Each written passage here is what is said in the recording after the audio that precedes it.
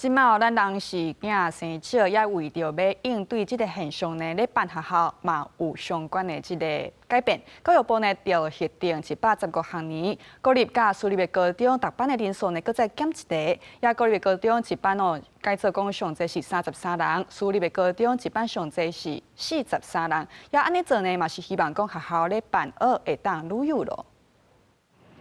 伫台北市的国立师大附中一直拢是基北区的名青之冠，用过一个班40几个学生，不过因为少子化，渐渐降低读班人数。目前113学年，读班上侪35人。大概这几年，我们每年也都有逐步下修嘛，老师们在上课的时候负担也会比较小一点。因为少子化的关系，教育部114到115学年2学年每班级人数拢调降1个人。今年8月开始，114学年国立高中读班上侪34个。 私立高中读班44人，明年8月开始115学年，国立高中读班上侪33个，私立高中读班43个。其中地标区因为新兴人口成长依次无改变，师大附中表示会阁建议向教育部函报115学年，阁再调降班级人数，加上外加的派外的特殊生加上去之后，最后的人数还是会比这个稍微多一点。特殊生和其他外加名额造成一寡都会区的高中真歹做甲到，真正减少班级人数。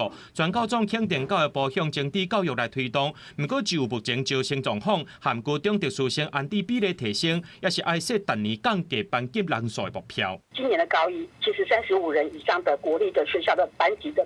数占比大概只有1成多而已。就事实上，能够达到35的班级数是很少，所以事实上它本来就是有调降的空间。 不过，教育部表示，116学年是2年，高中毕业生是223000多人，所来5个学年拢是伫咧20万人左右，就要考虑到学生数、回生所需求的规模，而且要依次各就学区就学机会率，无方便提早进行全国性大规模班级人数的调降。公司新闻综合报道。